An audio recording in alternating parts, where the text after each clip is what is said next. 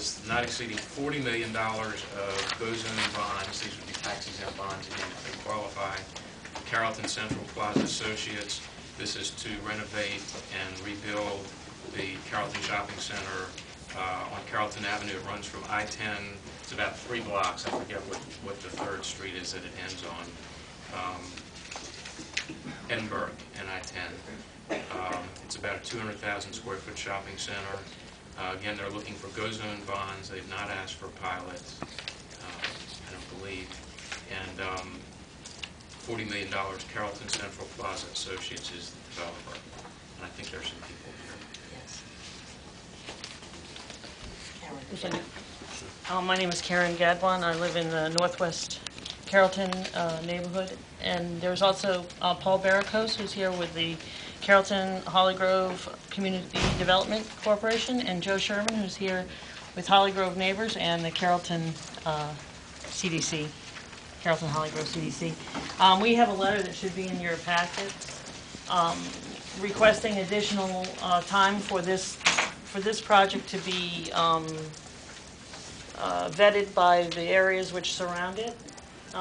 According to our hard work during the planning process, we envisioned quite a different scenario, and thus far the developer has not delivered any substantial dialogue with the neighbors that surround it, and it encompasses quite a complex area. And there's the I-10 exit ramp, there's the congestion that exists along the Carrollton corridor between Mid-City and Carrollton towards the river. There's also the flooding that occurs underneath that overpass, which every time we have a substantial rain, it floods, causing us to all have to sort of scatter into the neighborhoods to find our way. The concerns are listed here. Anyone who would like to see, I have multiple copies, and Paul and Joe may have something to add to that as well.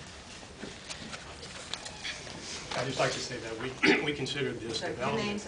Paul Barricos, with the Carrollton Holly Grove Community Development Corporation, and just reiterate what Karen said, we considered this development to be vital to the revitalization of the immediate surrounding neighborhoods, Holly Grove and Gertown, but also the neighborhoods up and down Carrollton Avenue from Mid-City all the way to St. Charles Avenue. And the people who signed those letters represent, the letters you have in your packet represent 6 or 7 different organizations along that corridor. As Karen mentioned, we really believe that it's such a vital project, and it's going to be financed by public money, or at least in large part by public money, that there should be public dialogue into the design and the effect it's going to have on the community.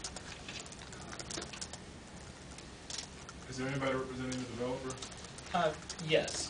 My name is Mark Madeira with Madeira and Caslot. I'm here representing the ownership of Lakeside Central Plaza.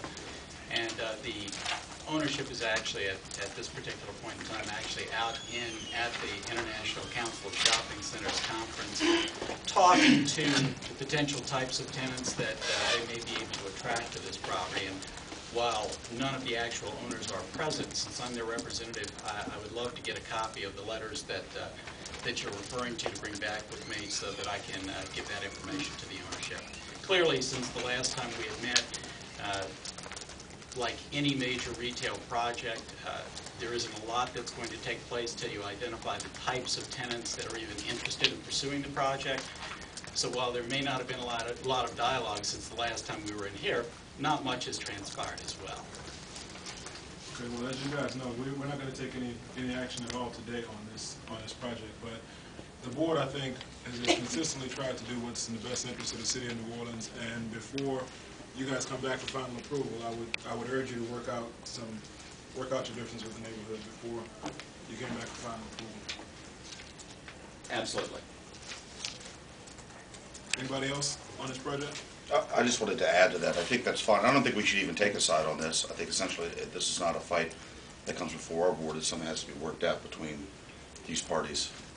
Ex parte from here, don't you agree? I mean, it's not our. It's really not under our umbrella. Well, sure. The other thing on this is that really many of these issues are not issues that this board is over. I mean, you're talking about traffic issues and how you get into and out of the shopping center. They probably don't know the answers to that yet because they don't know what the configuration is going to be. You know, but so what I'm looking at this, and I see at least 3 or 4 or 5 city and regional agencies that would be involved in this. You know, rather than this board, which has no purview on these matters. So, I mean, I can just tick them off. So, you know, that's, and they're not going to know anything until, you know, I've heard a lot of things about the development in terms of positive things in terms of kinds of store mixes and that kind of thing, which I think will please the neighborhood. But the rest of it is, this stuff really has to go to, and there's no one agency that's going to handle all of this, because it's spread across several. Probably should start with the city council person. Well, yeah, that too, but again, she would have to call the agencies involved on this, because, you know, you have so many different entities overlaying, and there are really some things that you're not going to be able to get a finite answer to be quite honest, okay? You're just going to have to work to develop or work with him. Yeah, we have initiated a dialogue with the Regional Planning Commission as well. That's one, but Well, yeah, I'm just yeah, listing for you right. and saying that our purpose, as you characterize it as a fight, it is not a fight. And we're not asking for anyone to take sides in a fight. We're simply saying that the areas envisioned by the neighborhood, by the residents, by the people who are impacted on a daily basis, we're bringing our concerns to this board. We're not asking for anything of this board other than to recognize that we have concerns. We realize that there are other agencies, such as our councilperson, such as RPC, RTA. I mean, there's a whole raft of people, but as a volunteer neighborhood organization, as you all are volunteer, you can appreciate the fact that our time is limited, and we try and at least get the dialogue going in as many places as possible. I agree, and I may mischaracterize it, but I noticed that you made a request to the board to defer funding that is not really under our umbrella as well. So I just assumed it was that. But good, work it out any way you can, and whatever we can do to help. Tyrone will take the leadership on it. Well, we welcome. I think we should welcome always community input in reference to hearing what they have to say. I have a question of the representative developer. I remember clearly when you all did the presentation, I asked the question about identify tenants in that Carrollton area that you were talking about. And the young man said, I remember his response, that we are not purview to really disclose at this time because everything hasn't been signed. Correct. So now are you suggesting to this board that everyone hasn't been identified? Well, there's various steps along the way. Before you get to a signed, executed lease with a retailer, there's a stage where you actually develop a letter of intent to find out if a tenant who is interested in going into a center, whether it's economically a viable situation. You could have a tenant that might want to go in there. I understand that process. They may only want to pay $5 a foot. I think they're at the stage right now of finding out which tenants are willing to pay the cost associated with redeveloping a center of this size. And consequently, if you've got a number of retailers that are interested in the site, but they're interested at a level that doesn't allow the construction of the center, then a lot of it may be a moot point. So that's sort of where we are now, is trying to develop the economic reality of the center with the tenants that are interested. And it's not a quick process. But I would add that, as was said, it's not, at this point when you start talking about the primary concern of the neighborhood, which is infrastructure-related issues and access and traffic patterns, the developer and certainly the tenants are no less concerned about the very same issues you are. And a lot of that has to do with infrastructure for the city, and a lot of that discussion is ongoing as well, because this development cannot happen if that infrastructure does not take place.